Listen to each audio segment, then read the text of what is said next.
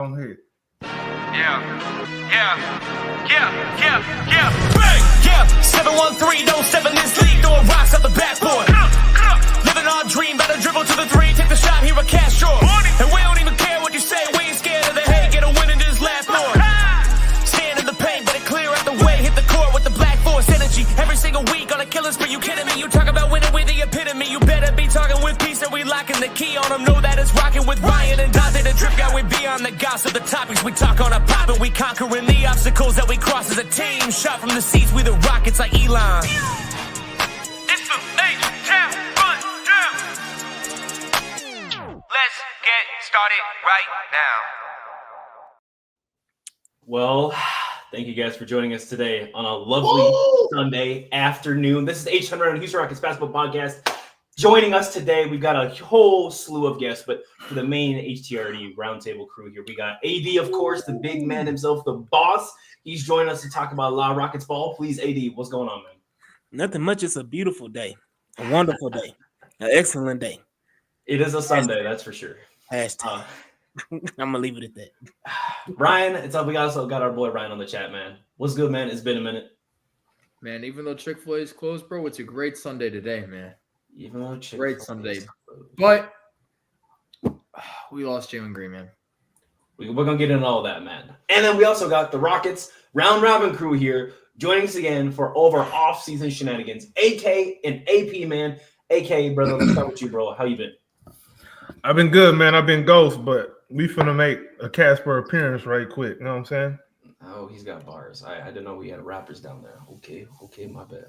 AP, man, what's good? And it's good to have you back on the show. Man, it's sunny here in Houston, but I'm pretty sure I thought it was going to be raining in Houston, baby. Somewhere raining. Them shots gonna be raining down. Ooh-wee. AD for 3. We got a sniper. I never thought I would be hearing. I never thought that we would be hearing KD for 3 in Houston. Last time we heard that was when he was in Phoenix, playing for the Phoenix Bums. And we need Bill Worrell back for this, bro, for this season. No, because last time Worrell had anything to do with KD, it was when KD was in Golden State. I told you KD was coming, man. I told you. KD home. So let's get into the positives. There's negatives and positives, I think, all around. But overall, I think we're all feeling a certain type of way. All right. I want to start with AD, man. Just lay it all out there. You got Kevin Durant. So let's. I waited to trade JG, and I can't lie. Right. You better not ever be on American Idol, boy. You better not never show up to American Idol because they're gonna All right, I'm leaving just so I don't have to hear his BS. Oh boy. Hey, Ryan, bye. Oh, You ain't gotta hear. Oh, he left. But no, man. Look, it was shocking because it's something that we all been kind of prepping, expecting the trade to happen. A lot of us really had hope, we'll make a move like this because we all said changes needed to happen, right? Yeah. And this was one of the moves that potentially we were, we had the picks, we had the players, everything set up perfectly for us to get a player like Kevin Durant. And we made the move. I'm just excited that all the fake trade machines, all the craziness. Oh, we about to trade half our roster for Kevin Durant. Oh, we trade Amen Thompson, Jabari, and Tari. The Rockets stood firm. Raphael Stone, Ime Udoka, Tillman Fertitta, and Patrick Fertitta set a standard of what they wanted. They said, we want KD. This is what we're offering. Take it or leave it. And Phoenix just bowed down. And, I mean, it is what it is. It was a great trade because of the lack of what you gave up for the level of player that you received. Yep. And so, you want to talk about 5 second-round picks or whatever. If you want to talk about the trade again, the Houston Rockets traded Jalen Green, Dylan Brooks, the number 10 pick in the 2025 draft, and 5 second-round picks for Kevin Durant. The trade itself is you got to give them credit. The Rockets did what they did, and all the talk about Phoenix is gonna go with the best offer. No, Kevin Durant dictated the trade, and he dictated where he wanted to go, and he wanted to come to Houston. So at the end of the day, it's a positive. It's a positive. Yes, you hate to see talent like Jalen Green go, and a potential of a number 10 pick. We were all thinking about drafting a certain player here, a certain player there, who could be here, who could be there. It was even talk recently about Ace Bailey falling to number 10. Could the Rockets be looking to get Ace Bailey? But you look at it now, you make this trade, and it's a win. It's a win for the Houston Rockets, and you still keep 27 and 29 Phoenix picks and Dallas 29 pick. So, I mean, you didn't give up anything, and it sets you up to do even, hell, they can do something crazy like a Giannis trade, or double back on Phoenix and do a Devin Booker trade. In the head, but I was gonna touch on that, but we're gonna touch on that when we get in. I'm just saying, look, I'm just setting the table for you to go ahead and prepare the meal. 80 agree over there. No problem. Okay, well, AK man, lead us into the next part there. That's 80 right before AK. I do want to say, like, we're supposed to give up the farm. Unfortunately, Kevin Durant's the only man that exists in Phoenix, and he still got his way. So, we got what we wanted for, let's be honest, almost nothing. Not saying that Jalen Green DB's nothing, but the landscape of things, what we should have had to give up, even though he's 37. Like, they were talking, like you said, to give up everything. They was talking like Cam and Jalen and this, that, and the other all together. And it was just Jalen and DB and 10. How did we do that? But AK, yeah. All right, so man, nobody care nothing about them second round picks, bro. Let's stop with this. Yeah. Let's stop with this asset management BS, please, bro. Like, if you care so much about them second round picks, bro, all right, I got a lakefront house in the desert for you, bro. All right. But anyway, so obviously the bigger picture is KD for JG. Dylan Brooks is in there too. So we got two players that we moved on for one of the greatest players to ever play in Kevin Durant, who don't seem to be slowing down. Yeah, he might be a little bit more injured than before, but big picture, I don't really think that's the biggest issue in the world. But the way I'm looking at it is this. The 2021 second pick turned into Kevin Durant. Yep. That's one point you got to look at it from. You know what I'm saying? So, and then another thing too is we only gave up one of the core 7. I had a problem if you had to give up multiple players from the core 7 to go and get KD. Then I'm just like, all right, bro, like, what are we doing here? And I'm going to ask y'all a question. I'm going to see if any of y'all got the answer. When was the last time there was an NBA Finals that did not have a Team USA player represented in it? Last time. The last time. Some of y'all, a couple of y'all wasn't born. A couple. You talking about that dude down there at the bottom? What's his name? 8-head. Oh, you talking about Tyler Hero?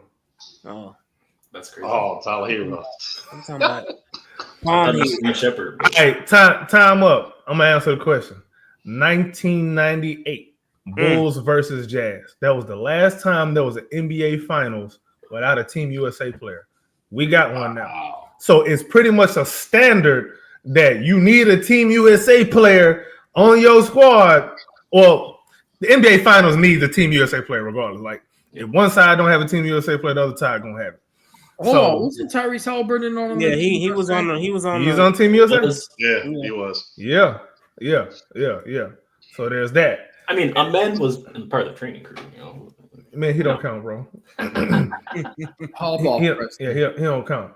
But yeah, Dylan being gone though, I think it opens up a lot of time for guys like Cam Whitmore and Tari, and even Reed Shepherd to a certain degree. It's gonna open up time for them guys. There's really no more excuse to be like, no, Cam Whitmore, you can't play now. Like, come on, bro. It's time. Let's stop being stupid about it. But yeah, keeping 27 and 29, that means we can nab another player, man. Mm-hmm. It may not be this season, it could be next offseason. Anthony Edwards. You know what I'm saying? So just something to keep in mind, bro. Hey, he wants to be with KD, I guess. And honestly, it ain't even got to be Anthony Edwards, bro. It could be somebody that we're not even thinking about right now.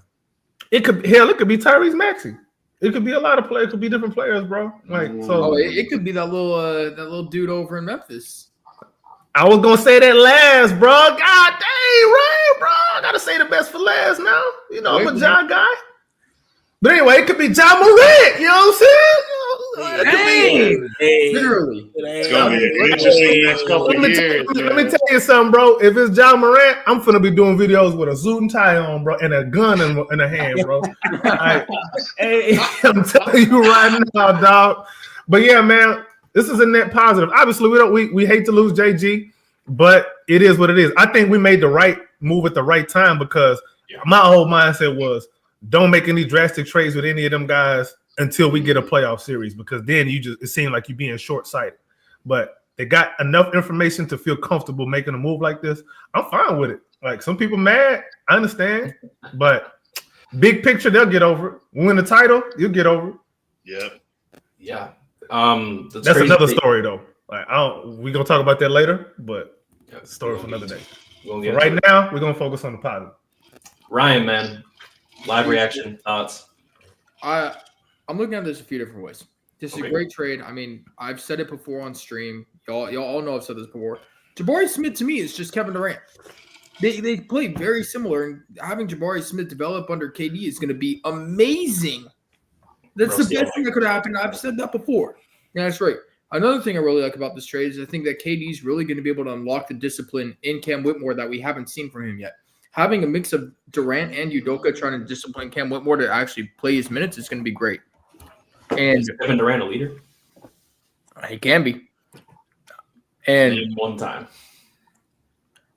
I think he'll be with Tari. I can see it developing. Hold on. Just continue. I think also what KD does really well is he does that catch and shoot really well from the wing, from the corner, 3-point. From anywhere, bro. Like, mid-range. Yes, that's what I'm saying. Parking lot. Golden State. I mean, dude, having Kevin Durant do that, that's going to teach Reed Shepherd a lot about not hesitating to shoot. See, now that's a conversation I like to have. That's what I've been saying. But then also the way I look at it is like from who I was as a kid perspective, right? We brought somebody that went to Golden State in 2017 over to our team, bro. Yeah, we do have a Preston, you weren't even a Rockets fan at that time, bro. You have no clue the PTSD that I'm feeling as a child, man. Should we just remove him now, or like, what are we doing? I did not like So again, every time Ryan decides to start talking, we just gonna remove him for a few seconds from the pod, okay? Y'all some bullies, and y'all y'all penalty box like in hockey. Put him in that penalty box. Exactly. If y'all like this trend, make sure you comment down below a hashtag Fire Ryan. Oh, man. Anyway, no money, no nothing else. You got nothing, bro. I got nothing. Oh my God, here we go, bro. Anyway, continue. Man, I think somebody who really is going to be good off of this. Şengün, dog. Şengün again. I think Şengün's really going to fit with this trade. I think him and Şengün are going to develop really well together. That's going to be a nice pick and roll offense. It's going to be something. Can we stop with the pick and roll offense thing? That's too boring, bro. Like, can we do something different? Just stop with the bullying? Him and Jabari, too. Ain't it enough? No. Bad people over here, man. Ryan's just upset, bro. But it's all right. It's all right. Surrounded by villains, bro. I want to see what KD and Şengün are going to do together. The villain's gone. Man, bro. Yeah, AP, you're right. There are a lot of good things that can happen now. AK's point, I want to see more than just pick and roll, because that's like beyond our bread and butter. That's not just our bread and butter and go-to, but it seems it's like 95% of our offense is pick and roll and with two players.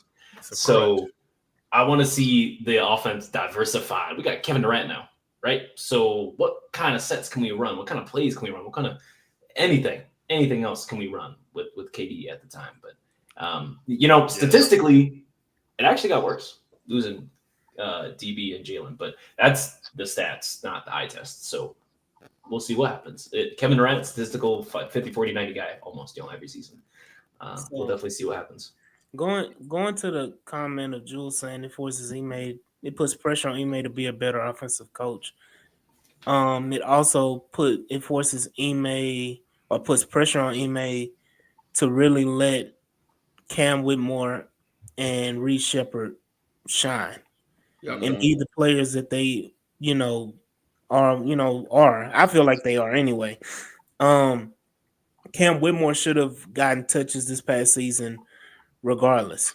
Those minutes, instead of relying on Aaron Holiday and relying on, Jay Sean Tate or whatever to come in the game. Jay Sean. Huh? We still have Tate on our team. Yeah, we still got Tate. I thought Tate was a free agent. Isn't he a free agent? He's not he's a restricted free agent. And we still have Jock Randall, I guess. And look, he's gonna be restricted out there on the street too.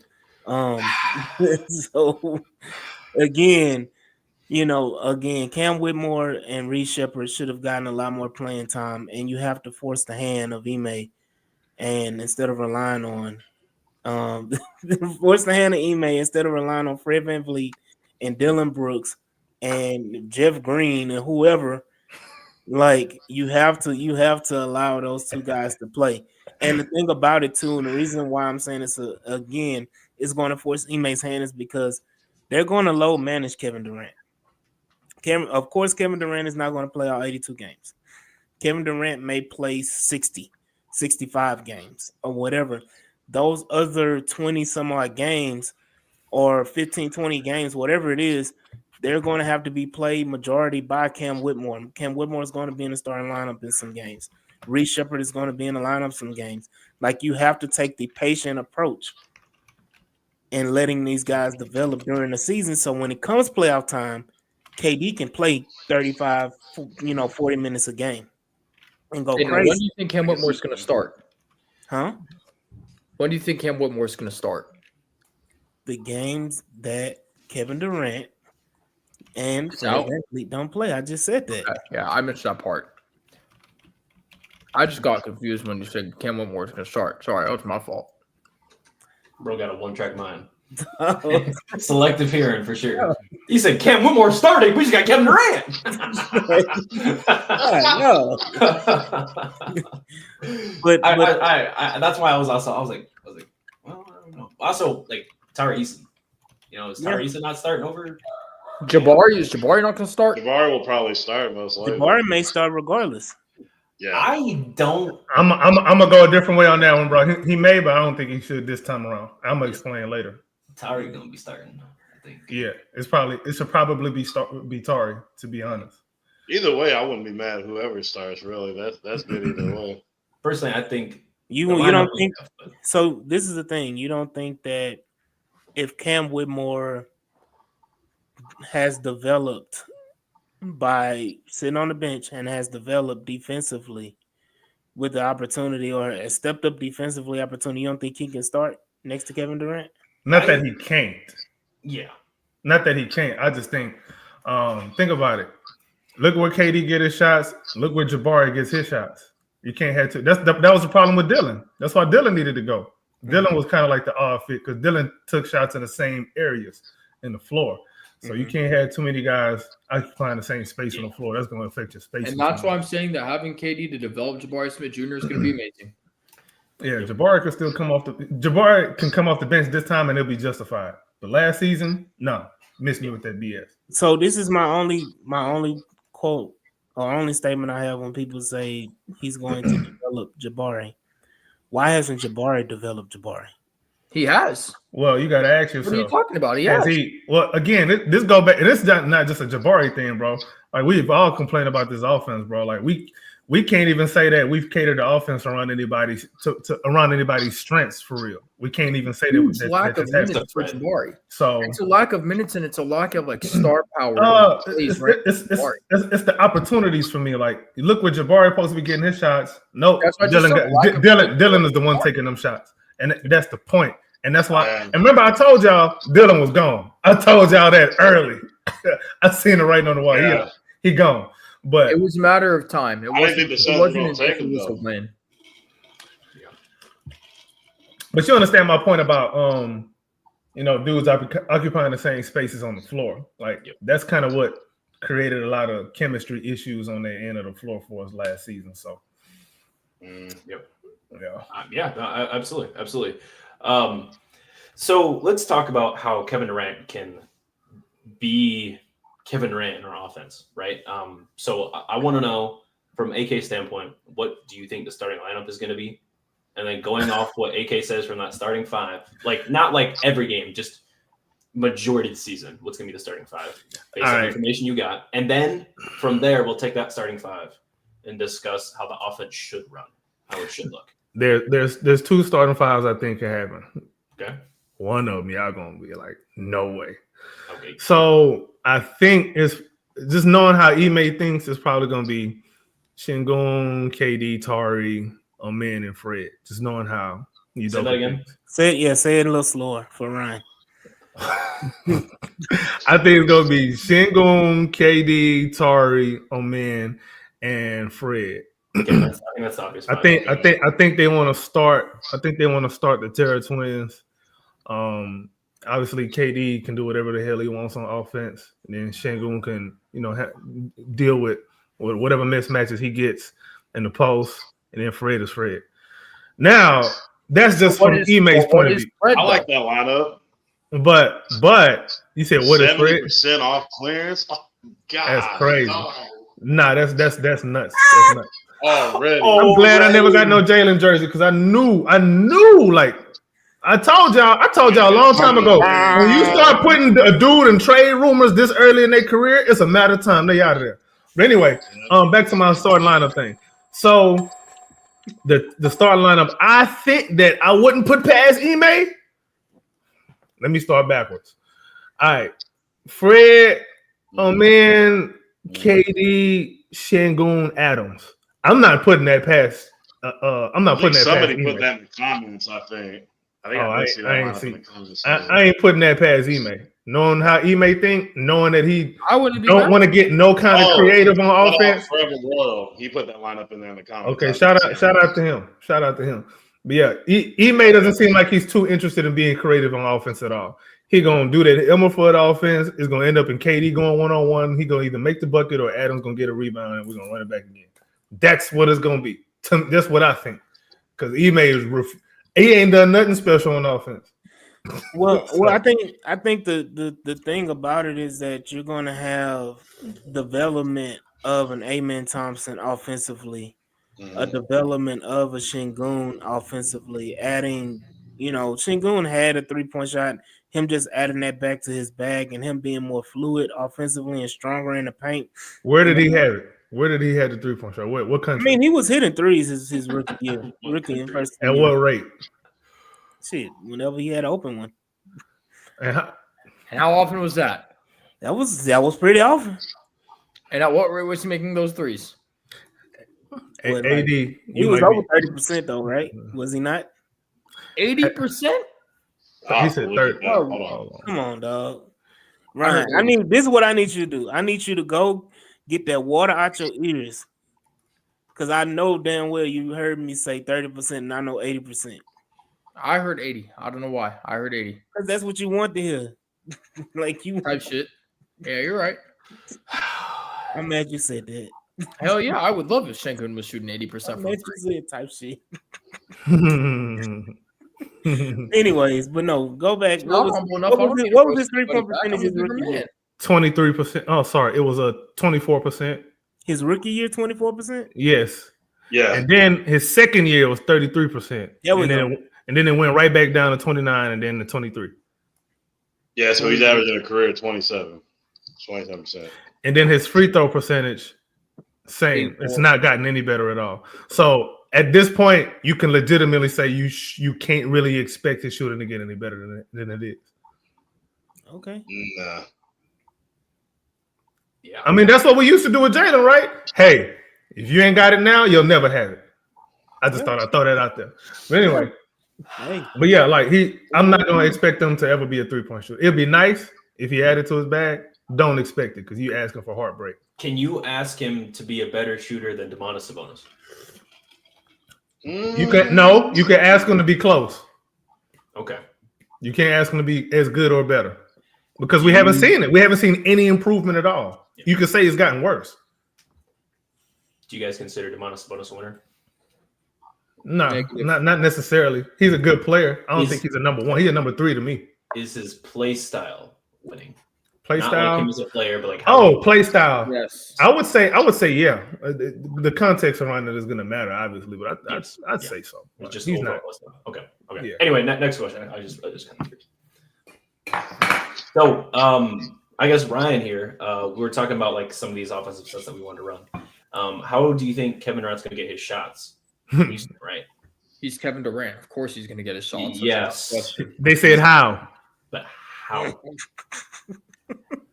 So, You start asking people about a process and they just malfunction. there is Whoa. You see, it's Kevin Durant, so. Kevin Durant is the process. He's going to get his own shots. He's not. Space. People are going to set screens for him like a Şengün, Kevin Durant in the low post screen, high screen. It's going to be just straight screen. Screening and make plays. So you're saying Kevin Durant's offense is going to be through screenplay? Hold on. So are we running the offense through KD? Absolutely. Yes. I'm Hold on, sure so- we are. Yeah. Hold on. Not who's getting the most shots. Not who we building the offense around. Are we running the offense through KD? Is he the offensive? Is he the guy making all of the decisions? Is he 1A and 1B? Is he our coach? Is he this is what I mean by this, bro. I'm gonna call some names and y'all tell me if they're running an offense or not, bro. Luka Doncic. Yep. Yeah, Okay. This year. Okay. So I said Luka. Okay. Now let's say LeBron before Luka got there. Yep. Yes. Yes. Need I say more? KD is not that kind of a player. Not that he cannot make plays. He's just not the. Yes, you can build an offense around him, but I'm not gonna sit here and say he's the system. Those guys like that are the system. Like Kevin Durant is the system. Think about it, bro. Like Jalen Brunson is a system. Kevin Durant. James Harden is a system. Yeah, that's a good example. James Harden is the system. Yeah. Like that's a system. KD is not a system. If he was a system, he wouldn't have went to Golden State because it wouldn't have worked like He that. already did. And he doesn't. No, have to be the but system. that don't mean he's the system. He's not the system. They built around him. That don't mean you the system. That's a completely different conversation. But That's what anyway, I think they're going to do. I think they're going to build around Kevin Durant. I don't think we're done here in this offseason. I mean, building around somebody and being the system ain't the same thing at all. Yeah. That's not the same thing. If we honestly speaking, they building around Amen Thompson and Şengün. If you're talking about building your team, but as far as like offensively, Kevin Durant is going to be the driver of the car offensively, but they're still going to. I mean, I don't see a difference in what they're going to do. They're going to get the ball to Şengün in the post. They're going to put KD on ISOs, and they're going to say KD scored the ball, and Şengün scoring the paint. If you don't have it, kick it out to somebody, and that's why you have to add a shooter to this team as well. So we're assuming all this, and we have yet to mention how much time Fred VanVleet is going to take away from everybody. Still, again. We saw Ime twerking for Fred out there multiple times, multiple games when we were saying, yo, Fred, he should be benched. And instead he played the entire fourth quarter. Well, you got to think about it too. At the Rockets last year was always searching for a closer. As much as Fred VanVleet has a lot of flaws in his game, Fred VanVleet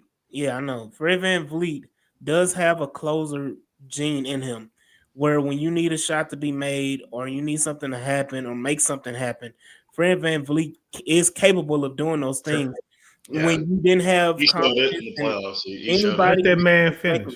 When you didn't have anybody else on the starting lineup or on that roster right now, whether it be Şengün, that you didn't trust, he didn't trust him. I'm not saying Şengün can't do it. He didn't trust Şengün. He didn't trust Jalen Green. He didn't trust Dylan Brooks. He didn't trust Jabari Smith. He didn't trust any of these guys to be. He did trust Jabari.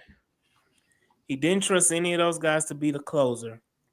Again, he trusts Kevin Durant, meaning I'm not going to rely on Fred as much. That's why I think Fred is going to take a step back because he's not going to rely on Fred so much in the late game, fourth quarter, second half to run or drive the show because you're going to have a certified closer. Now, games that Kevin Durant doesn't play, then you'll see him revert back to, what's his name? Fred. Fred VanVleet. He'll revert back to Fred VanVleet in those games that Kevin Durant won't play. But again, I think Kevin Durant solves the Fred VanVleet issue for Ime Udoka. It's very interesting because I think a lot of the issues is not necessarily just the shot making, but the fact that we didn't have a viable ball handler that could swing the rock, right? I do have a question for y'all though. Yeah. I don't know. I don't really have an answer, but obviously with KD being here, everybody gets knocked down the peg. You have to. Just no other way around it. My question is, who should actually be the number 2 behind KD? Should it be a man? Should it be Şengün? Why should it be one or the other? Which one should it be? I'm going to go with the All-Star, the almost All-NBA, the double-double machine, the Shen hub. That's, I mean, that was kind of, in my opinion, I'm looking at it like, I like it, man. But it's got to be Şengün because of what he's done, what he's proven, how he's been. I mean, the offense is supposed to be ran through him, right? Şengün light or Jokic light, they were calling him, I've never seen an offensive engine like a center in Şengün that was as efficient as he was in years past. Yes, he took a step back efficiently, but on the efficiency stand. But we can also chalk that up to, a lot of different things, a lot of factors at that point. Not solely that he regressed as a player. In my opinion, I think he played better this season than he did the season prior, but that's just me. Overall, yeah. I mean, and arguing that means you didn't watch games. Anybody's arguing that you didn't watch. 19-10-5, 21-10-5 the year before, but 19-10-5 this season. I mean, stats don't tell the whole story. You know what I mean? Bro. No. A part of it, right, is his stats though, and that's why defensively though, I think that's the big jump for him. Yeah, absolutely. Yeah, absolutely. And it's not like he out there shutting shit down. Mm-hmm. He making far less mistakes. He always being in the right spot for the most part. Mm-hmm. Some of it is because the perimeter defenders got a whole lot better too, though. Yes, because they didn't put him in position to where he had to make mistakes. They made his job a lot easier. So it go both ways. You also saw him be more fluid around the perimeter as well. Yeah. As like a stiff board and just what they call it bullfighter people. Olay defense. He didn't. Bullfighter defense. That's how I know you be on that bullshit. But definitely, he wasn't like a plank out there on defense, and so prior which he was prior years. So definitely give him credit for that, and those type of things. You see the growth and like you said, didn't tell the story, but then again, he was the most consistent and dominant factor in the playoffs for us as well. Mm-hmm. I think he was averaging 21-10, 21-11. Was it 21-11 and 6 in the playoffs? So he bumped up his averages in the playoffs and playoff riser. Yeah, and honestly, if he didn't miss the bunnies and the free throws, he could have been 30. Yeah. Some of that was by design too, because Golden State wanted him to be the one to. But anyway, we ain't got to go into all that again. Yeah. We're not going through all that again. Just personal preference. I think Şengün should be number 2. It should be KD, Şengün. Absolutely. All right, Ryan, you said you disagreed? No, I agree. Okay. Yeah, I changed his mind real quick. All right, Beard. No, I just didn't think straight. Yeah, KD, Şengün. That should be your 1-2 punch. Okay. Now that makes sense. But the reason I bring that up is because that conversation is going to come about as the season comes along. Okay. That conversation is going to come along. AD though, right? So obviously it seems like we're all in agreement with Şengün here being number 2. But AD, I want you to make the argument. Play devil's advocate here. Why can a man be number 2? Oh, that's easy. Okay. You saying play the devil? You saying why he can't or why he can? Why he can be? Why can the hierarchy go KD a man instead of KD? Şengün? He can definitely take the step up and be the number 2 based on the looks that he's going to get. A lot of the attention is going to go to Kevin Durant, and I think the problem that we had last year is that it can go different ways. So nobody was dominant in a sense that you took looks away, you took players away, and created open spaces for others. Whereas Kevin Durant by himself is going to garner another defender shading towards him on a consistent basis, which is going to give Amen Thompson open looks, which is going to give him open lanes to drive the basketball. And he's got to take advantage of that and learn how to shoot the ball. Can he do that? Absolutely, he can do that. His form wasn't bad. I just think he was just shy on taking it. Like he was just hesitant. I mean, we see that of all the young players. We saw that in Reed Shepherd. We saw that in Amen. We saw that in all of them. There's a reason for that because they all scared of getting pulled, bro. That's the point that I'm making is that Amen has solidified himself now. You're not getting yanked for nothing. Like for missing a shot, you're not about to get yanked. So Amen has to be confident. I think that's another thing that has plagued all the Rockets young players is confidence. Being confident in your game. You know how to score the basketball. Like, you know how to get to the lane. Like, we've had games this season where he's proven he can score the basketball. So like it's not a foreign anything foreign to him. You don't have to be deadly from the 3-point shooting. I think we've heard it said all last year. If he just gets to 29% or 30% 3-point shooter, he's gonna be crazy. It's gonna be crazy. And if he has a midi game. He just doesn't utilize it as well. Again, I don't know what's wrong with inside that outer circle in the 3-point line, inside of that 3-point line, and everybody's just like scared or whatever to take a shot from there. But yes, their averages, they are scared. They're scared of affecting their averages. Hey. Call him championship Donte. Welcome, brother. Hell yeah. Well, man, sorry about that. I had a long weekend tournament in College Station. Just got back in. Tell us about it, D. Tell us about it. Very much. How was it? Was it good? Did y'all win? Y'all did. Yeah. You saw that medal. Y'all saw that medal when I saw that medal. And they're 8-2 you say, right? Okay. All right, champ. We got to put some respect on your name Floor from is now on, yours, bro. coach. What do you think about the KD trade? You say what? What do you think about the trade? I mean, hey, we didn't give up none of the assets that they wanted to give up. You know, they didn't want Jalen Green. We gave them up anyway. They wanted Jabari Smith, Tamari Eason, and all of them. We didn't give them up. We only gave up 5 second-round picks. So in the number 10th overall pick, hey, that's good to me. That's okay. I'm okay with that. I'm okay with that.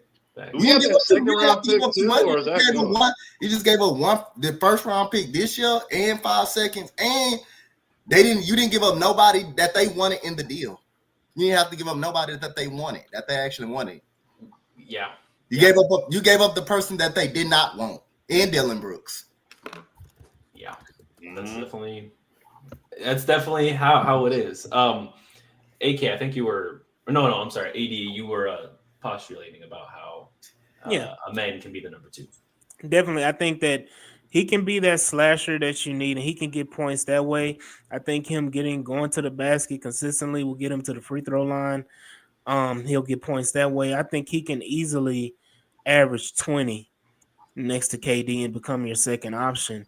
And that would just allow it even more to open up for Şengün. But definitely him being that partner next to KD, definitely makes him a viable threat to be that number 2. Okay. I like the argument. That's definitely fair. AD is definitely a men fan. I like it. Yeah. Do the Rockets give Jalen Green a tribute video? Come on, bro. Yeah, bro. Come on.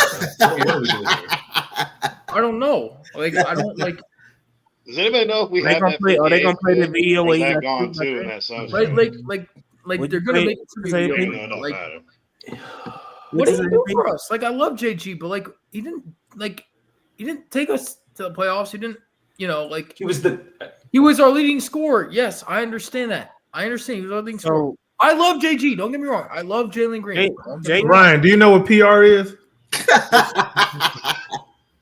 Look, let me say this. Jalen Green. I almost said personal record. Yes. Jalen. Wow. Oh my god. I can't even see. Oh, sorry, AK. I forgot that you and AD don't know nothing about that. You want to see me in the gym? Preston too. All right, bro. Continue. What's your personal record for hats to cover up that big ass forehead? Damn. But again, like I was saying, dog, you make me lose my train of thought with that crazy ass statement you just made. Go ahead, man, because shit, he just threw me off like a trivia video. Yeah. Well. Come on, man. Yeah. I don't know. I don't know what kind of question. What they gonna play the video of him getting tricked by Drea for buying her clothes or something like? Sephora. He's not getting, bro. They in a relationship. You mad about grown people doing grown people No. things, bro? I'm mad. He up Is there you champion jealous? a thought. Is you jealous? Actually, he did post on the story not too long long ago. Hey, we The know old what it adage is you I don't think that's what it don't is. turn you don't turn Hey. hoes into housewives. Hey, bro. Hey, everyone hear this. She just drunk. She mad. just drunk some water, and he had to take her out on a date. Come on now, for drinking It's water. a thing, bro. It's a trend, bro. Y'all don't Get know ready to about, about relationships, bro. First of all, Can we get back to basketball, please, bro? the old women should be trying to do trends. Y'all worried about Dog, can we please get back to Look, basketball? bro? Please, dog. Please. You a whole old mama. I'm begging. All right, let me pose the next question then, Thank bro. you. All right, next question. We're gonna go around. Let's go around the horn, bro. I want everybody answers on this. Now that the scapegoat is gone, who we blaming for everything? Everything that ever go wrong in the city of Houston, who are we blaming for everything? It's gonna be Fred still.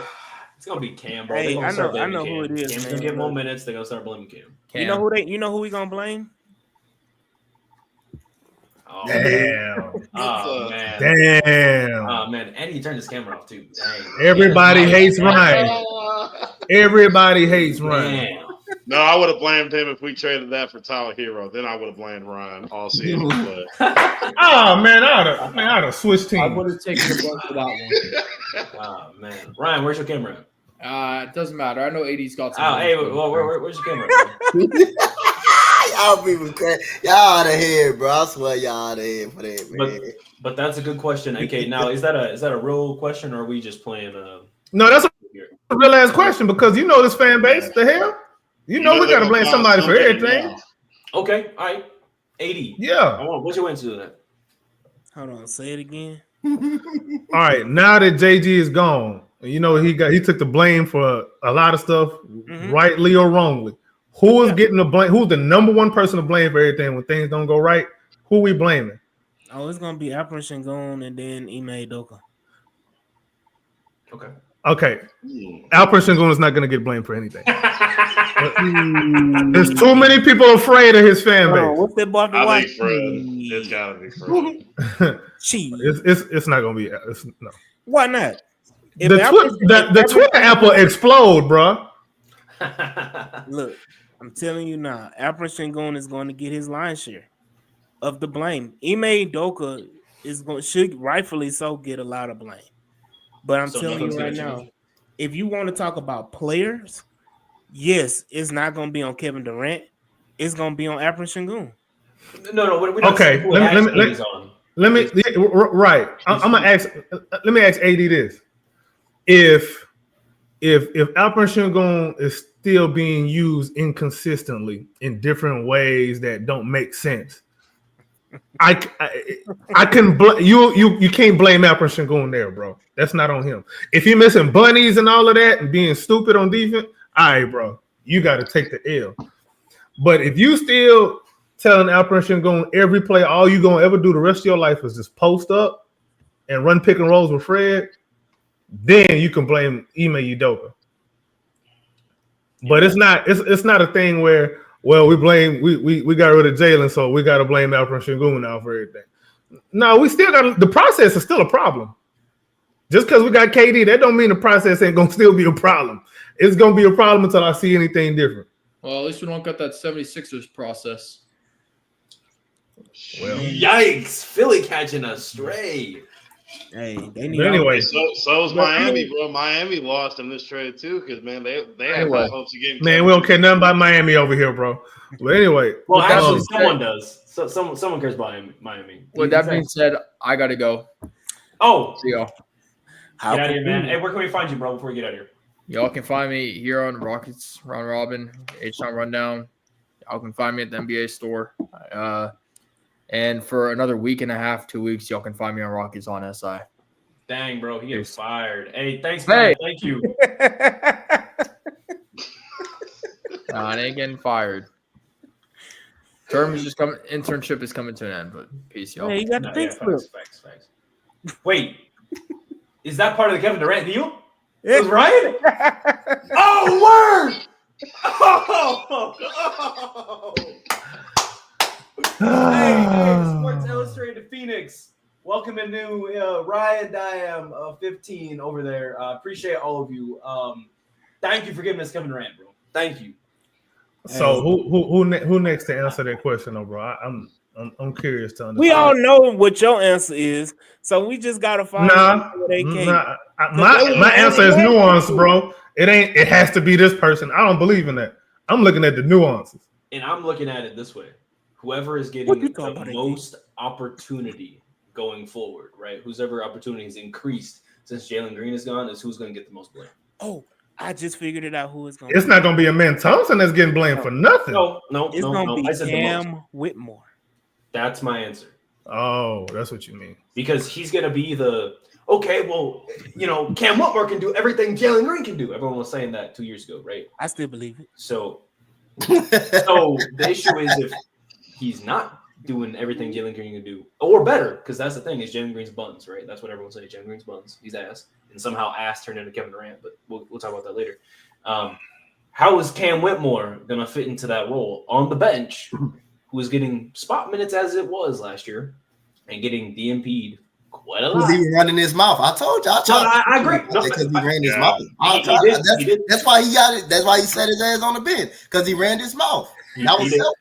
You don't make no selfish comment like that. He ran his mouth. If he didn't run his mouth, I guarantee you he'll play. He ran his mouth. I don't know because he wasn't playing until then, though. That's why I knew. That's the last time you saw him play against Dallas, huh? That's the last time you saw him play, huh? I mean, he was only playing what? Almost dunked on that boy. That's the last time he played real minutes. That's the last time he played real minutes. He was playing 15 minutes a game anyway, up until that point. Hey. So I don't think it is it. I don't know about that.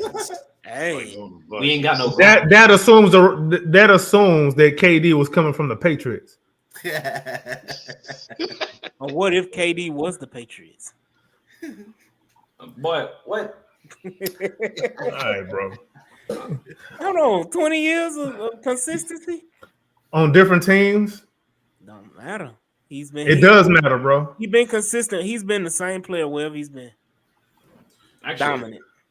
The same player wherever he's been, except in Golden State, where he was used to his most optimal. But anyway, that's why I'll be looking at. So is that a KD problem or a coach problem? It's twofold. It's KD and coach, because KD need to learn to sit his ass down sometimes. And you don't get your way. It's all right. I know you want to get all the rings in the world, bro, but you ring chase your whole career, you end up with less than you probably should have. But anyway. But you know who ain't gonna pump. What's up? That Nigerian man down there for Houston. Oh, you talking about Hakeem. I'm talking about the light-skinned Nigerian. Ime. Didn't Ime coach KD for 1 year? He was an assistant. Hold on, man. Hold on. See, y'all blowing it out of this man was like the third or fourth assistant on. No. That's all I'm saying. I was just they've worked together. That's all I'm saying. Not that they was together. Yeah. I just they worked together. I think it was the year they have a good relationship. Yes, that was the year that everybody got hurt. Yeah. Because then the following season, Ime went to coach the Celtics, right? Mm-hmm. Hey, we still not done with that. We got how many other extra people need to answer that question? Who is the scapegoat this season? There got to be somebody now. Donte. I said Fred, so. I can say Ime Udoka could get some blame. I can see Ime Udoka get some blame this year. Yeah. I see him being the scapegoat. He did get his extension, so that's boy got paid. Hey, AP, who you got? Who the scapegoat? You got I got Fred. Okay, I can understand Fred. Yeah, I think it's gonna be Jabari though. Hold on, y'all. Hold on. Preston has some. Oh, I know. I could definitely see it. Yeah, Jabari. Breaking news. Kelly Ego said that there's a likelihood that Jabari. What? Man, Wait, say that what? again. We ain't hear nothing you said, You just bro. went out. You Yeah, just go back to made that. it play. Kelly Ego said that there's early indications that Smith will return to the starting lineup. Mm. Yeah. It's interesting. I can see Which it. that's a jumbo lineup. It's just interesting. It's just interesting. I thought it was gonna be Tari. In that case, we know who going to the bench first every game. Matter of fact, that's another question. Who getting pulled the most? Who getting benched the most this coming season? It's Jabari. Oh yeah, It's man. Fred. No matter how much Fred struggle, he gonna be on the floor. No matter how. No matter Well, what. they're gonna need a. And that's probably why Jabari gonna start because he's gonna be the easiest person to sit down. Yep. Like I said earlier, don't be surprised if Fred VanVleet takes a major step back. In what? What evidence do you have for your claim? In What playing evidence? For who? For a Reed, for an Amen. That would be nice. Have we seen any indicator that can even be a possibility in Houston? The main thing. Like we get I Aaron keep Holiday saying back, this. too. This is how important Kevin Durant is to this whole process, this whole team. Again, when you have somebody that is a bona fide star, that you have 1,010% trust and confidence in, you're able to do some things different. You're able to if Kevin Durant is on the floor, you're able to have a lot of minutes with Amen and Reed playing with Kevin Durant. You're not relying on Fred VanVleet to run the show. Okay. You're going to give that opportunity to those guys. That's my point. And that's why I'm gonna keep saying it all season till the season starts next year. Fred VanVleet is going to take a major step back. Fred VanVleet averaged 30 plus minutes a game, right? If I'm not He mistaken, averaged the most on the team. I think he averaged 30. Yeah. Right. He's going to average probably 25 or below. See, the only way I can see that It's recorded. It's recorded. We can go back to it. only time. Hey, I think that can What's that happen. white stuff coming out your nose, dog? It's not legit backup. What's that white powder underneath your nose, bro? Ain't If no- they go get like a Do like this, bro. maybe. Hey, I Kev, can see it. See your nostrils, bro. Hey, What's that ain't white no rim around your nostrils, bro? Ain't no white powder. Ain't none of that. It's I'm so just white. telling you. I'm telling you. man. 25 minutes. All right. 25. You're not gonna put no money on that. It's That no recorded. way. It's recorded. But you wouldn't put money on it. I don't care if it's recorded or not. You wouldn't put money on it. I ain't put How money much? So on y'all it. think they gonna get it like a Dennis Schroeder? Hold on, or we can somebody, put or you money think just they're like gonna we let supposed to Reed put on ride that Let's this? do it. I can We only put on the boxing match. 25 minutes. Yeah. Oh, hang on. So he's saying Fred is going to take about a 10-minute cut in his minutes. Yes. Okay. Why specifically 10 minutes? And who are those 10 minutes getting allocated to? Reed. Okay, so you're telling me a guy who averaged 12 minutes per game last year, 12.6 minutes per game. And In played how many games? In 52 games. Didn't see any postseason action. Okay. That he's going to get an extra 10 minutes per game. He's going to average about 23 a game.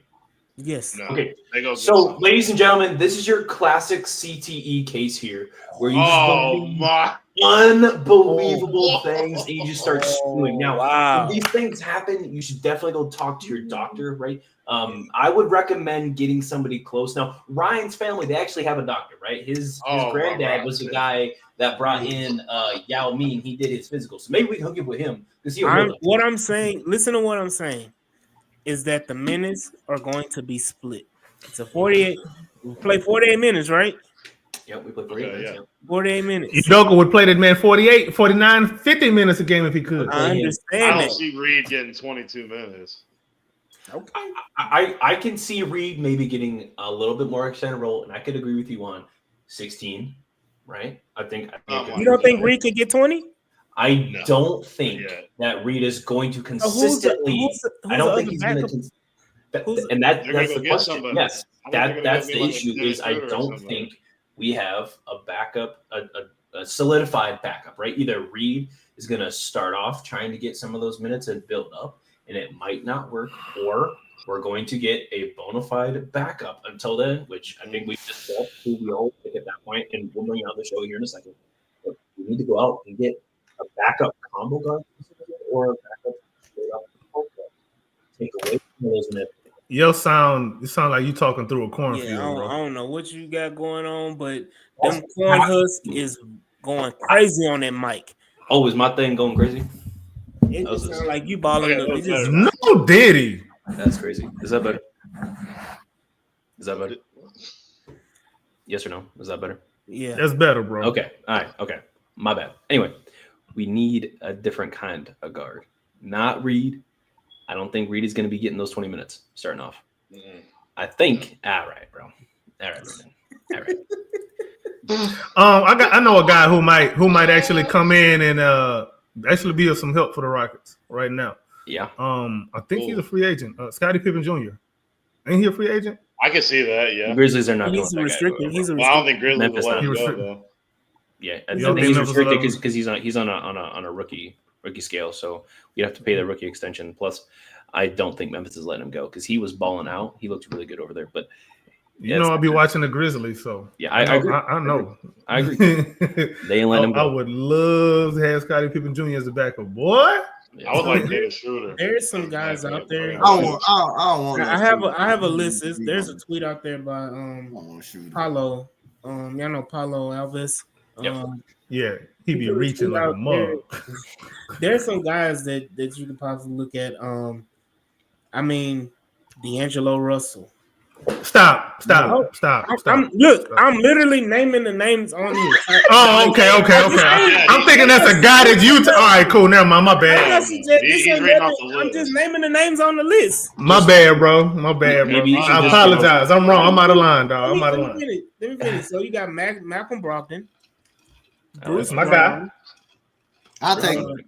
Gary Trent Jr., Ty Jerome, I like Ty Jerome. Nickeil Alexander-Walker, Malik Beasley, Tim Hardaway Jr., Karis LeVert, Gary Payton II. I don't like Karis LeVert ain't gonna happen. Gary Payton Jr., he stinks to me, bro.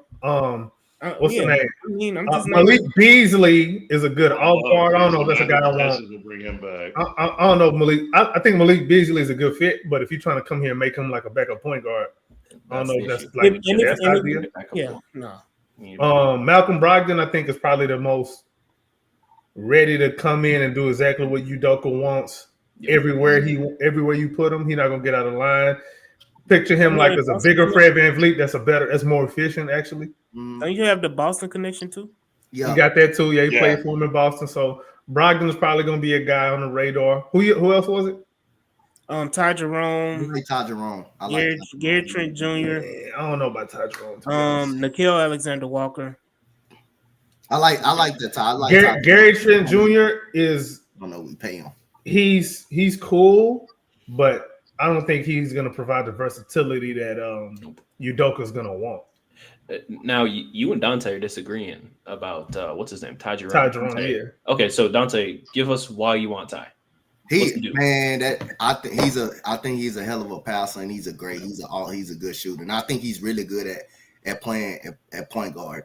I think he's good at the guard position, man. He had a very good year this season. He had a very good underrated year this year. Okay. AK, why do you disagree? I just think a lot of that is the system that they was running up there in Cleveland. I don't think it's transferable. But that's just me. I could be very wrong. I don't think it's skill. Not that it's not transferable. I just don't think it's going to work the way we want it to in Houston. You don't think he can be Ty Jerome Cavs? I don't think. I'll put it to you like this. I don't think he's going to come and force Udoka to play him more. Okay. Malcolm Brogdon would. Okay. Ty Jerome, Udoka going to look at him like, man, I pork your wife. That's crazy. I know we talked about Malcolm Brogdon at Ignatium beforehand, kind of during the trade deadline, and we've kind of kept mentioning him. But I haven't heard much about him being even available at this moment. Is he a free agent or is he? Yeah, he's a free agent. Malcolm? Free agent? I think he's a free agent. Malcolm Brogdon, yeah. Let me find that on free agent list too and Yeah, post it in the chat. absolutely. I mean, Ty Jerome could be a good fit. I mean, he shot 40. He could be. I just don't. I never liked the guys with. from the free throw line. I never liked the guys with 2 first names though. Jalen Green was the first and last name. Man, can we talk about? Let's move on from Jalen Green. I mean, he keeps getting brought up. I mean, man, I would really like to move on. I'm AD. I'm still watching him in Phoenix. Hey, but- AD May was backflipping when Jalen Green was gone. Yeah, he was. He was on the backflip with that man. it's been almost a year, and almost a year. You know, I've been preaching the gospel. And it's finally come to fruition because I've always said, Jalen Green, he gone. Sometimes the devil answers prayers too. God, dog. Who you worshiping up there in them cornfields? Hey, does it mean Jay Sean take gone too after this year? That's the franchise player, bro. He's going right now. Huh? He coming back. Yeah, if he be officially out, Press, you already know what we got to do. You already know the button we got to hit. Why? And hold on, while we talking about it, could that be Ime Udoka's fallback option? Is to bring back Jayshawn Tate. Please, Bring back Jayshawn Tate as a primary ball handler off the bench. Come on, No, I don't know about that. Yeah, don't do it. Nobody knows about it, but it's an Ime Udoka move. Oh, Nas Reed. I'm gonna ask y'all a question, bro. I'm looking at this free agent list. This might be now. You can cuss me out however you need to if I'm like really out of line. Holiday is a free agent, I believe. But You're gonna treat you like Ryan. Damn, I gotta be careful.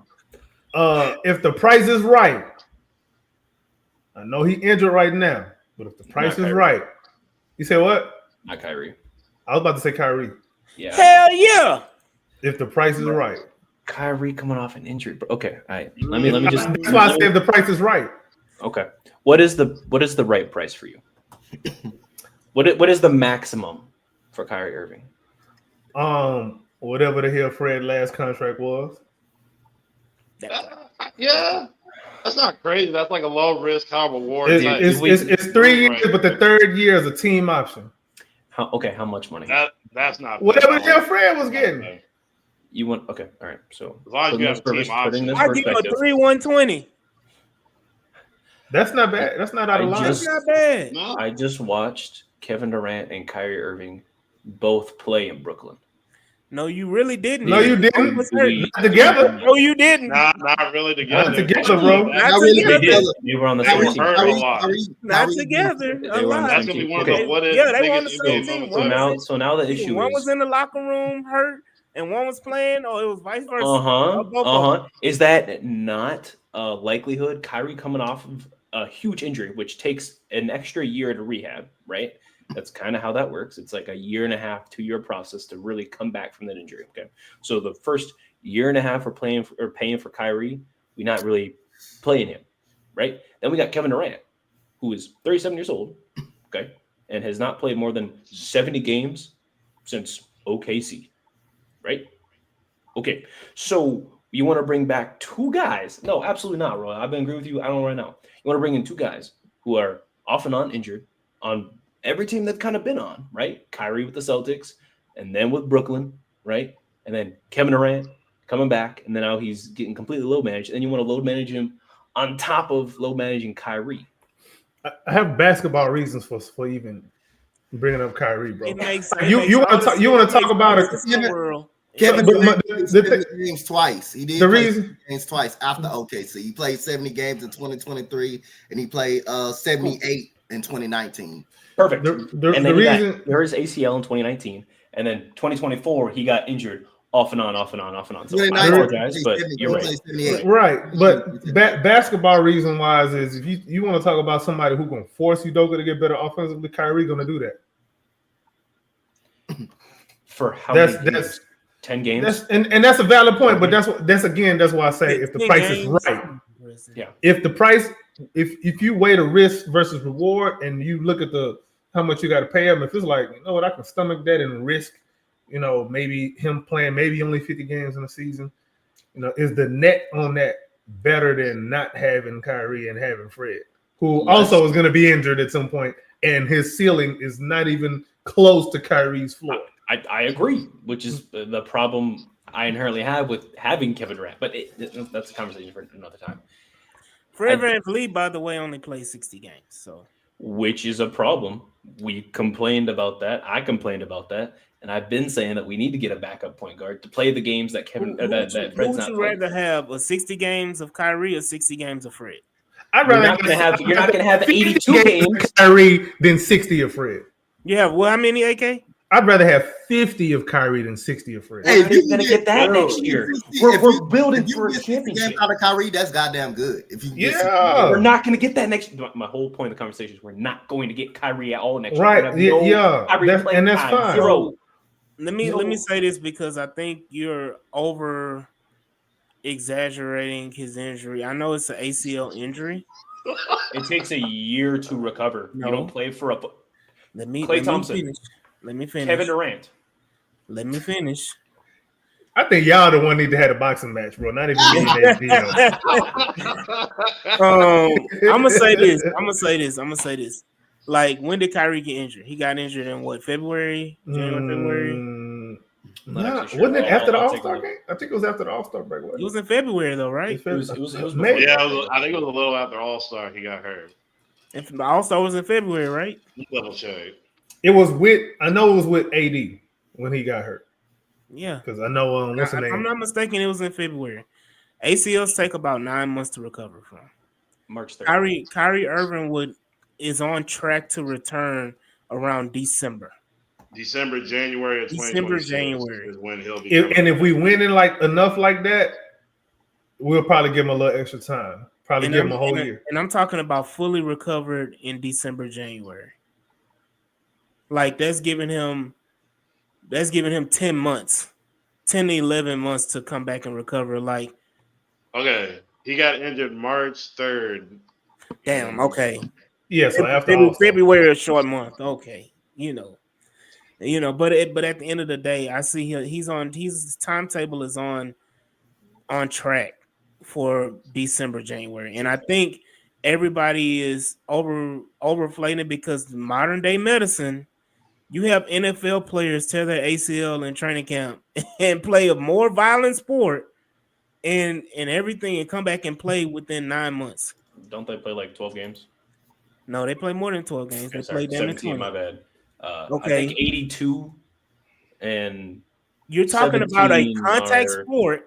I'm not saying it's a 1-to-1. I'm not saying it's one. Whoa. But that's what you're trying to do, Preston.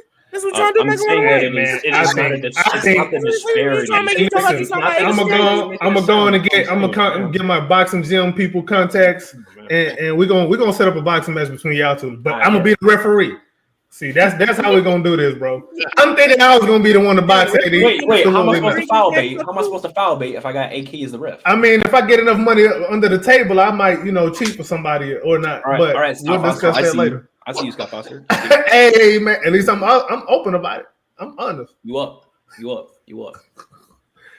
But no, anyway. I guess and you're right. Maybe I am going overboard with the Kyrie thing. You still mad about Jalen? Huh? I think you probably just still a little bit upset about the Jalen thing, bro. Oh, definitely, absolutely, 100%. Yeah, I'm pretty hurt. But also, I can admit that. But also, hey.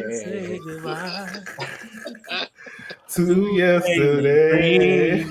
But also, Kyrie has been solid, right?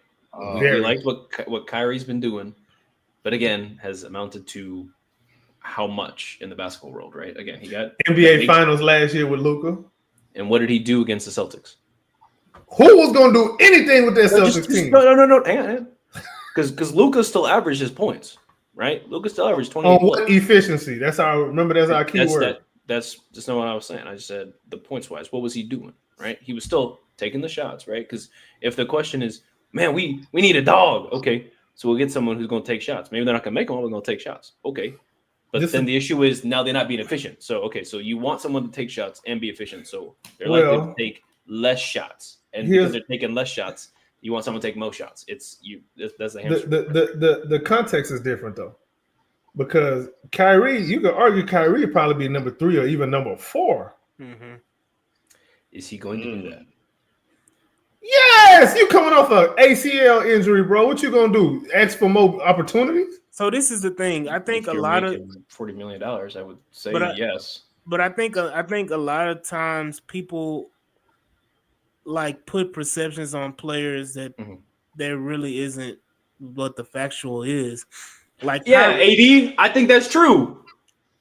I know, Preston, you do it to me all the time. I man. do. I think you're telling on yourself right now. But no, I think I'm telling on yourself. I think you can go ahead, continue. Yeah, but at the end of the day, man, Kyrie has been able to take a back seat quite a bit in his career to multiple players. He's taken a back seat to Luka. He's taken a back seat to LeBron. He's taken it everywhere. Even KD, he took a back seat to KD. Like he's very, very comfortable and confident in taking whatever role is presented to him and excelling in it. So why wouldn't him being on this team as a third option or a fourth option be wildly, crazy for him to say no? Yeah. I'm not taking. I think because especially at his age and injury history. I think the Mavs are willing to still ride out Kyrie Irving with AD, right? I think that's kind of the whole thing. So if we get into a pissing match with the Mavs, I mean, you know who's over there is Nico Harris, right? He don't give up. He just kind of hanging out and making money, right? So he gonna just keep upping the price on what he gonna offer Kyrie till it gets too extravagant. And then I'm not saying we gonna overpay for Kyrie, but we gonna be paying 40 plus. He's just playing the Adam Silver game, okay?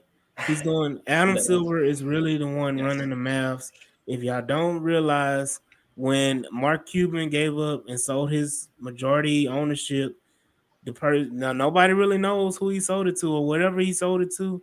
It was really owned by Adam Silver.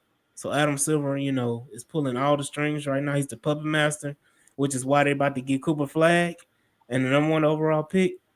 I wish we would have got that same treatment, Yeah, I mean, we can wish and say ifs, right? And I guess that's what I'm doing is wishing and saying ifs. Should have sold the team to Adam Silver instead of Tillman Fertitta. I have one name. I don't know how y'all gonna feel about this one. I love it. I already know where you're going. No, you don't. I promise you don't. I Eric Gordon. Eric Gordon. When has Eric Gordon last played? Who plays in Philadelphia? I mean, I don't know. It's always sunny in Philadelphia. Somebody always hurt in Philadelphia. Grimes out of Philly, though. See, I like Grimes. Grimes is going to probably cost more than we want to give him. Yeah. See what AK is trying to do. AK is trying to bring back the 2019 Rockets, 2018-2019 Rockets. Nah, not necessarily. I just think you want to talk about like veteran leadership from the guard position, from a guy who's actually going to take a back seat. I think Eric Gordon can play in a lot of different roles with the Houston Rockets. No, and he can play, and he'll produce. He'll play well. He's gonna do everything you ask him to do. Like, you know what I'm saying? I don't know how much he's fallen off. We could go. He still got a burner from the 3-point line, which we need. We could go to the Ryan route and pull up, Josh. Man, stop. I don't. Stop. You mean the guy that cost the Bulls the number 1 pick by hitting that half court on the Lakers? I know Bulls fans ain't happy about that, boy. They had a chance to get Cooper Flag. That half court beating the Lakers cost them. That's crazy. Just had to beat LA, bro. Yeah, you always got to beat LA. Even if it costs you the number 1 pick, you got to beat LA. Well, but I guess he ain't going to that dirty San Antonio water with that snow cone over there, man. He's coming to Houston, man. Snow cone. So, but we do have a guard position that we would like to fill if we're not confident in Cam Whitmore, if we're not confident in Reed Shepherd. Yep. We do need. You say Ty Jerome? Tyus Jones. Oh, Tyus Jones. But he didn't want to be a backup in Phoenix. He kind of said that. Man, beggars can't be choosers, man. You better come.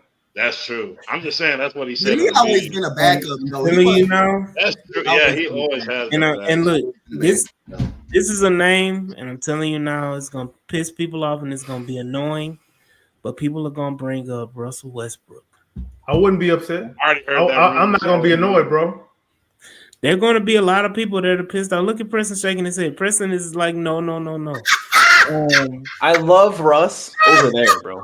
I love Russ over there, bro. Oh man, I love Russ over there. Russ in Houston was cinema though. Russ in Houston, bro. He cost us so much, but it's cool. Russ was balling under D'Antoni. Hey. Yeah, before he the had to give up pandemic, Clint Capella, and we before the pandemic though, Russ was goddamn the best guard at the league in the league at that time, bro. Before the pandemic ended, he was playing in like, January. Yes, that was one month. James Harden. No, from October. Yes, when he was he like started damn to the best January. He player in was the like NBA. balling his ass off. He was. Another name. I don't know if this makes sense or not. It's probably like really stupid, but Trey Mann. Talk to me. If the Hornets are willing to give him up, I can see it. He a free agent. I think he restricted free agent. He might be restricted, but y'all gonna have to pay Brandon Miller at some point. Yeah, I forgot who else over there you're gonna have to pay. You just paid LaMelo. Y'all got to be smart. You can't just be getting that money too much. They're gonna have to pay. You're gonna have to pay Mark Williams. Yeah, so you better be smart over there if you Charlotte. And besides, you Charlotte, you're not gonna be smart. So you're going to do something stupid by signing them, or you're going to do something stupid by letting them go. Either way, you're going to look bad. What's he called? Not a free agent, huh? Who? Trey Murphy. He's not a free agent, huh? No, I say Trey Mann. No, I was talking about Trey Murphy. But Trey Murphy. No. Right? All right. I was just saying if he was a free agent. I'm not sure. Not yet. Okay. I think he's supposed to be due for something next offseason, I think. But yeah, I'm just looking at guys who, because regardless, we do need guard pressure to be put on team. Like that's like a non-negotiable, bro. It's like a non-negotiable in this NBA. There got to be somebody from the perimeter that can go and get a bucket straight from the perimeter, or not necessarily get a bucket, but somebody who can get to the paint at will and can at least score in the mid-range from the perimeter. That's a non-negotiable to win a title. Mm-hmm. It really is. Unless you the Milwaukee Bucks, which at that point you got Giannis. Giannis is human rim pressure, so it's kind of a little bit different. And then Chris Middleton was in his prime, who could do whatever the hell he wanted. But for the most part, you got to have a rim pressure guard. Mm-hmm. You know what I'm saying? You got to have one. Yeah. I agree.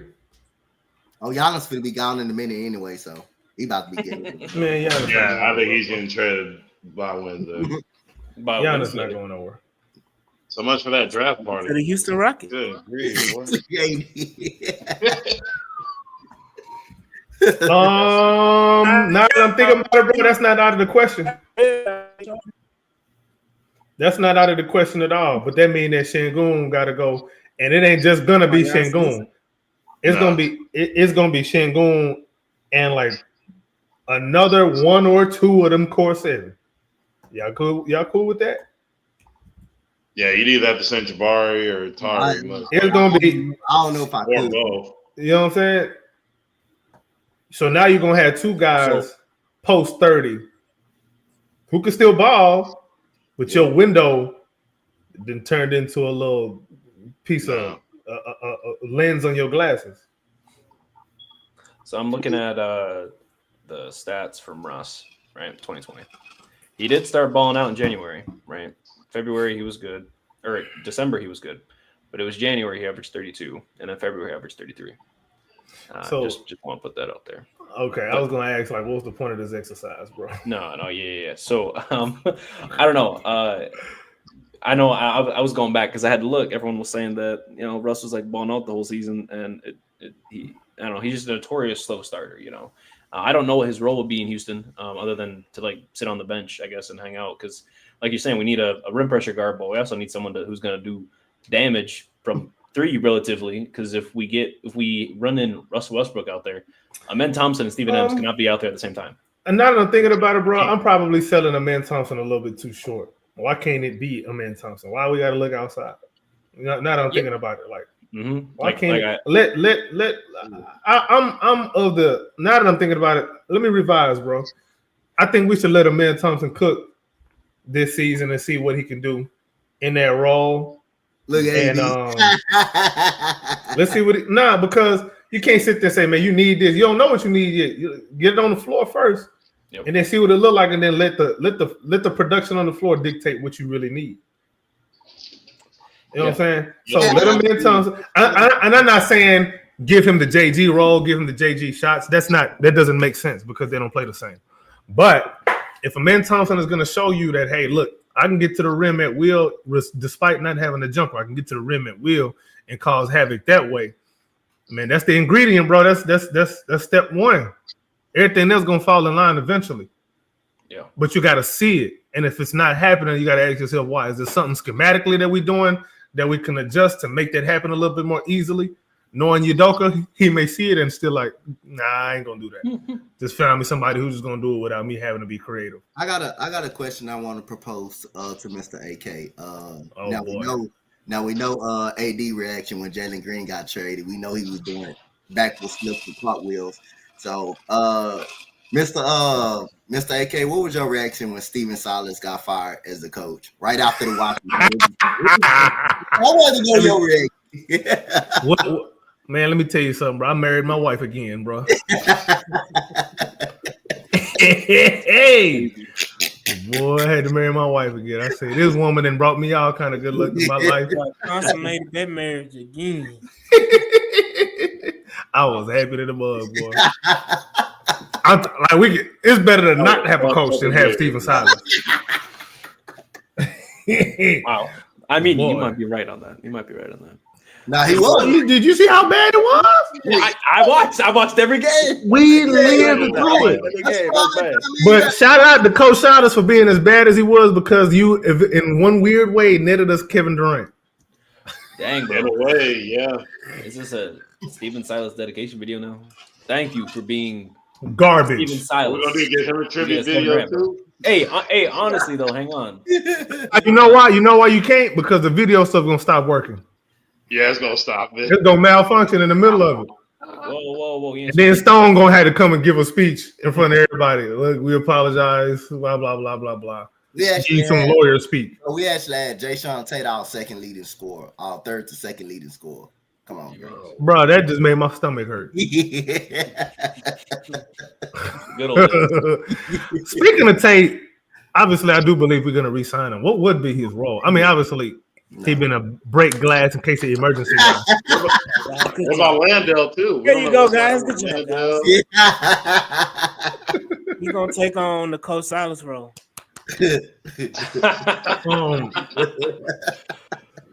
So let me ask y'all this: like, what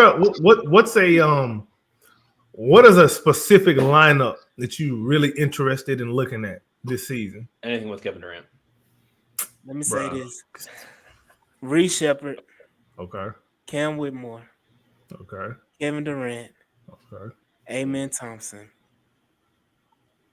This is gonna sound weird. Steven Adams. That's good. So I thought you was gonna say Jabari. I did too. Oh, you know that's what I would doubt. Though, like when Jabari, now there you go. When you go small, I wouldn't say they small because they go 10. Now that's the line. Like those two in the same lineup, Kevin Durant and Barry. I would love for that lineup back. Well, I want to see that. Yeah. AD, what's your thinking behind that lineup with Adams at the 5? I'm curious. I want to see how they operate because I think that is a more traditional lineup. Okay. And how would they operate in a kind of old school traditional NBA lineup? Because you would have Reed playing your typical one. You would have Cam playing at the 2, KD at the 3, Amen at the 4, and then you would have Adams as your post, defensive back end 5. And you would have your defenders up in your front court and your scorers in your back court. If you get what I'm saying, I'm including KD both ways.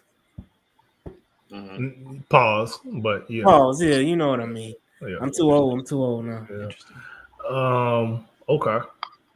I'm thinking about the Reed Shepherd and Steven Adams component of it. Pick and roll. I think I want to see how you can leverage Reed Shepherd and KD both being like brilliant shooters in the same Pick and lineup, pop bro. in that would be so I'm really curious. Like if you had them two and even Jabari, if you had Reed, KD, and Jabari all on the floor together, and then you had Şengün and Amin on the floor with them to get them shots. I'm really curious how that would look. But then again, I'm asking too much from Ime Udoka. That'd be like the starting five, but instead of Fred, you're putting out Reed, which, I mean, that would be some good run. Don't get me wrong, AD. Like Fred playing less, that's actually a good thing because that means that somebody then took his minutes by force. And if Reed Shepherd is able to do that, that tells me Fred might be gone soon before that contract over with. Yeah. It's possible. And my thing is them doing this redo of his contract could be them signaling, hey, if we want to positioning themselves to say, hey, this right here is our salary filler if we need to make another major move, or if we want to make another major move. Mm-hmm. In 2 or 3 years. More pieces, yeah. Fred, because I'm telling you now, the extension for Fred is going to mirror KD's extension. So when KD's extension is up, Fred is going to be done. And they're both going to be got till the 28th, right? That extension till the 29th. 29th. Oh, 29th. Okay. So they got a week. So by Sunday next week, we'll know about Fred. But they're going to mirror each other lengthwise. And I think that they're going to always have that in their back pocket where they can use Fred as a salary filler for another move, potentially. Like, let's say, the reports, they may go back and swing for Devin Booker. Then you can use Fred's salary as a filler along with Devin. whatever. Huh? It's not going to be Devin. It's going to be AE. Or whoever. It could be Giannis. We don't know. You can them 20 those 3 picks that I said at the very beginning of the show, the 2027 Suns pick, and the Suns didn't get those. What happened? You got breaking news or something? Nah, somebody just said something funny, bro. The 2027. I'm gonna put it in the chat. The 2027 Suns pick, the 2029 Suns pick, and the 29 Mavs pick. Yeah. Are so valuable that you're going to be able, and they're all unprotected, right? I believe so. Yeah. So you're going to be able to use that as very high leverage in any trade for any additional star, superstar, whatever. Mm-hmm. So you have and then you still have your own picks if you want to add additional picks. So like you can make a major move. They position themselves to make a run this year, and then backdoor and make another bombshell trade next offseason. Yeah. And double down and go even further. That's why it was very valuable for the Suns and for the Rockets not to give up all those Suns picks and the backup assets like Tari and Jabari. Because they're swinging. They're going to swing by the next season, obviously, going into the next. We could be seeing something crazy happen, y'all. The Suns, all I'm saying is, Giannis, we got a spot for you. The Suns actually got what they did not want. We gave up what they didn't. You get what you didn't want. They didn't have a choice. Like I said, Kevin Durant is the only man in Phoenix. I'm sorry, Devin Booker. It's true. And they're stuck with Bradley Beal still, bro. They talking about we're trying to move on from Bradley Beal, bro. No one's taking Bradley Beal. No, unless you attach in all 5 of those second round picks and pick 10 to Bradley Beal just to move off of him. You're not getting off Bradley Beal, bro. And he's got to pick which team he wants to go to. Yep. Man. So Phoenix traded. Who they trade away? They traded away Cam Johnson, Mikal Bridges, 900 first round picks. Yep. And Kevin Durant for Jalen Green, 5 seconds, and Dylan Brooks. Damn. Yeah, that trade all together. That's tough, bro. That's tough. That's insane. That's tough. Now the Rockets, not the Rockets, the Suns have new front office, don't they? Like they have a new GM, right? I thought they had like a new owner or new GM or something like that. As about like this season, I believe they had a new personnel, but it's always interesting how they bring in a new personnel and they immediately trade that superstar away. I'm interested to see what Devin and Jalen are going to do together, though. I'm going to be keeping an eye on that this year. I'm going to be watching Jalen Green. I don't know how much anybody else will be watching, but that's kind of about it. Phoenix don't learn their lesson. Nope. That's a stupid franchise, bro. They're a bottom-feeding franchise. And they've had chances to win titles. They're just too stupid to do it. Yep. They couldn't win. If you couldn't win with Charles Barkley, with prime Charles Barkley, you're never going to win. Well, that team was not fun. That was a bad matchup to even try to deal with them Jordan Bulls, bro. You know that. Yeah, their closest chance was Chris. He wasn't going to beat them Jordan Bulls. You're talking about 1 year. You got to remember that team was good before that year. Okay, but they wasn't good after that year. Hold on, and they clearly, you know who else beat them in that time period? I know the Rockets beat them. All right, they just not they. They shouldn't have lost that series if you want to. They shouldn't have, but they did. They shouldn't have, but they did. That's the point. How many times you gonna keep losing when you're not supposed to? Yeah, it's a loser franchise. And they won 60 games. They won 60 games. People thought they were supposed to be in Milwaukee, and they didn't do it. And yeah, they did not do it. So, is it crazy to say the Phoenix Suns are just the Wizards of the West? No. Yeah, that's tough. Man. No, that's tough, man. Sacramento exists. I would say they're more the Raptors of the West. Those are the Nets, honestly. I would say the Raptors of the West. Yeah, well, the Raptors are like actually good though, and they've won a championship. Like they actually try to cater to their players. They try to move things around. They try to make their team. They're probably more the Nets. They think they're the Nets of the West. Yeah. They're probably more the Nets of the West. Okay. All right. The Phoenix Suns are now the Nets of the West. No, that's tough. When I say Nets West, More that's Phoenix what I'm referring fans, man. That's tough, man. I'm sorry. Y'all are hurting for a while. You're gonna be hurting even more. Is there, just to get this out of the way, is there any downside in this trade and having Kevin Durant as the team sits right now? Any negative or immediate negative that you can think of? The negative that I would think of is age, durability, if that is something that comes into play at some point, because you can't never really predict that. And that's outside of basketball. That's outside of being on the court. But having Kevin Durant is, in theory, is always going to be a net positive. Absolutely. Absolutely. It's just kind of what you do with him. What do you surround him with? What kind of culture and infrastructure is around KD? I mean, I think we got enough of that. So. Maybe just like if they don't win in the next 1 or 3 years. But even then, you still have a bunch of young talent. You got the 27 and the 29 pick. You can still do something. So, I mean, it really isn't, it's still going to be in good hands no matter what. I mean, we're not in a situation where Phoenix is, where it's like championship or bust, right? We're like, we have Kevin Durant, and if we hypothetically don't win, Kevin Durant still contributed to the team in ways that are going to help the future build. See, this is where we kind of disagree, bro. Yeah, you don't have Kevin Durant, and you're not championship or bust. Yeah, at this point, I do not think that. I think this is we must win while he's here at some point. I agree that we. And see how long it takes that contract extension. We may have him 3 years. Do you think Kevin however many years he's here, we must win in that time period. Yeah. Okay. Why do you say that? Because he's not here for a long time. He's here for a good time. You paid $40 for this hooker. Yeah, absolutely did. And with that being said, he's up. Or I guess this hooker is up for extension. Do they want to come back? Because we're going to be the team that's going to pay him. Otherwise, what are they going to do? What if the pimp don't agree with it? They don't have a choice. It's that, or they go back to Brooklyn for half the price. You know what I mean? You sound like you experienced. Wheel and deal, you know what I mean?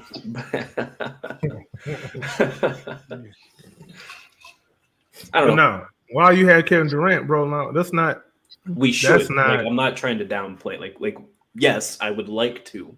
There's no excuses. But Especially for what we got for Kevin Durant. We better win a championship. Well, in the no. If we gave up the farm for Kevin Durant, then yes, I would agree with that statement. Yes, we would have to under any circumstances. Yes, you have to say this is a all in move. This is a win now move. It's a win now. Expectations are championship to the finals or bust. Like KD came here because of what? He feel like he got a great chance to win a title. Right? And so it's and as a fan base, shouldn't we want to have that feeling, a championship or bust feeling? Yes. Well, I would like to say that. Yeah, I think it's a little bit fast, but screw it, we're here. I don't like. It's been a while since 2019. I don't like the term championship or bust. Because like when I think of championship It's or a bust, little bit fast. I don't like the term. I don't like the term bankruptcy, but that mortgage is gonna get paid. But AK, you say it's fast, but I say ask a virgin. Oh my gosh. The term championship or bust just makes me think of we're gonna trade everybody away and get away with everything if we don't win, right? That's like the term championship or bust. Hey, this year it's championship or bust. And the term bankruptcy make me feel like, damn, I gotta sell all kind of things, even some unthinkables, in order to make it past these next 10 years. But damn it, that mortgage got to get paid. I don't want to deal with bankruptcy. But at the end of the day, you still gotta have room to eat. You can't pay off those bills. Who care about food when you ain't got a roof over your head and you fighting with raccoons and snakes in the middle of the night trying to sleep? Food and water are the most important resources to have, and shelter comes third. I mean, Preston got a lot of shelter with them corn huts out there. All right. That's why he ain't worried about food. He can go outside right now and go pluck a couple of ears of corn, bro. That's why he talking like that, country boy. I'm sorry, I set myself up for success. Some of us plan for the future instead of just right here and now. I like to think about what I'm gonna be in 3, 5, 10 years from now. See, I know where Preston be finding his chicks at. FarmersOnly.com. That's what you be on, dog. And it'd be nice. Yeah, it'd be working. yeah. Cool. I bet you like them big booty farmer girls, bro. I know. Bro. It's all good, bro. I get it. I'm not gonna speak. Let's say you want to put that saddle on that wagon. I get it, bro. Right. Oh man. With that being said, it's been another great episode of the H-Town. Big day in Rockets basketball. That's how we ended like that? Nah. That's crazy. Well, Brian not here, and you the next youngest, so we got to deal with you. Hey, man. Okay, so now can y'all switch the draft party to the welcome KD party? Oh, we doing a draft? We doing a draft Thursday? I was gonna do a pre-draft and then a draft live. There ain't nothing to talk about. We got literally no picks. They don't have to fit the. Oh, my bad. I thought we were doing a draft. My bad. They traded that. Oh no, my bad. I thought we Yeah. Okay. And 10 are gone. So Yeah, ain't nothing really to talk about, bro. Okay. Ain't nothing to talk about. We talked about everything right here, right now. Before we ended the off, Rockets pulled the Texans blueprint. You want to have a draft party? Guess what? Guess what? You gonna trade me? You ain't gonna see it. Yeah. So instead of that, right? Before we get out of here, non-Rockets related. OKC or Indy, Game 7. Ooh, man. Animals. I ain't gonna lie, bro. That's Indiana might pull this thing off because well, the offseason starts. They seem to deal with pressure a lot better than OKC does. Never underestimate the heart of a champion. And they got the coaching edge. I think they got the veteran edge. I think they got the depth edge. I think they got more ways. Well, do they have more ways to win? All they have to do is run them out the gym. No, I ain't even gonna say that. All they got to do is not turn the ball over. Yeah. Literally, that's it. Because they have court offense be dealing with that OKC defense when they don't turn the ball over. I will say, even though, like, yes, hypothetically, you would want them to not turn the ball over. The Pacers have a higher turnover rate in the playoffs than OKC and have still made it this far, right? I think they just can't turn the ball over too much, right? Okay. I think that's what we're getting at, right? Turnover rate, I don't think is as important as turnover differential. or possessions. If you still get more possessions despite turning the ball over more, who cares? Sure. Doesn't even matter. But transition points, right? What are you doing in those transition time, right? What are you doing when you get that defensive board or that steal, that defensive play? Indy beats them by almost 9 points per game in transitions. That's crazy. That is a big difference. And what we've seen in the playoffs is that has been a difference maker. I mean, honestly, that's probably been the biggest help other than just making tough shots. And what's the differential? What's the differential on the transition buckets per game? 8.7 to be exact. And what's the point differential on the series? I'm not sure. I haven't looked at those between the both of them. So I can't. Because it's certain stats I like to look at differential rather than just a raw outcome. Yeah. It means more. Like rebounding is one of them. Rebounding differential is better than rebounding differential and rebounding percentage. That's more important than rebound rate because it could be a game where everybody just breaking. There's going to be a lot more rebounds to be had. So rebound percentage, I think, is probably more important. But anyway, I can go on and on about these stats and how people be using them wrong. I agree. Anybody else got anything else? Anything else? No, it's time to go watch the finals. I got Patriots winning the finals. Yeah, bro. Hey, Tyrese, man, Iowa State. We rooting for you, boy. Of course you're rooting for your cousin. Absolutely. Guaranteed. This has been H-Town Run on Houston Rockets Basketball Podcast. Again, welcome Kevin Durant to the town of Houston, where there's no state taxes. Appreciate you, man. AD, where can we find you, brother? Right here at the H-Town Rundown.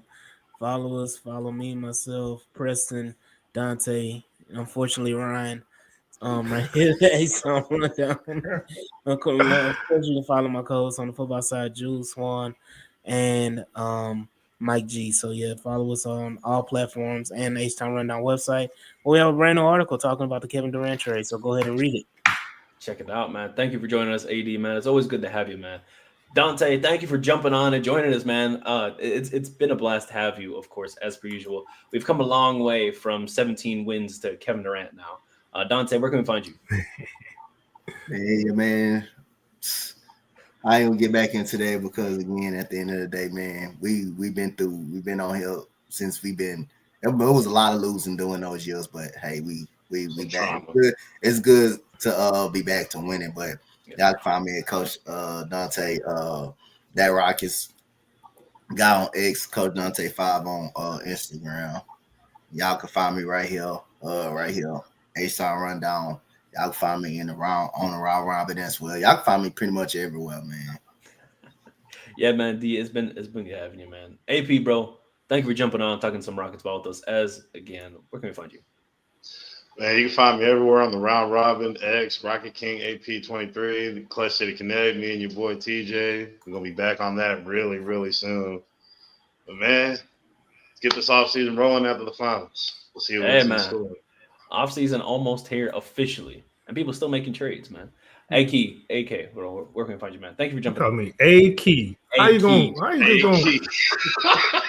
See, now people going to be thinking I got a different type of business out here, bro. Oh, he do.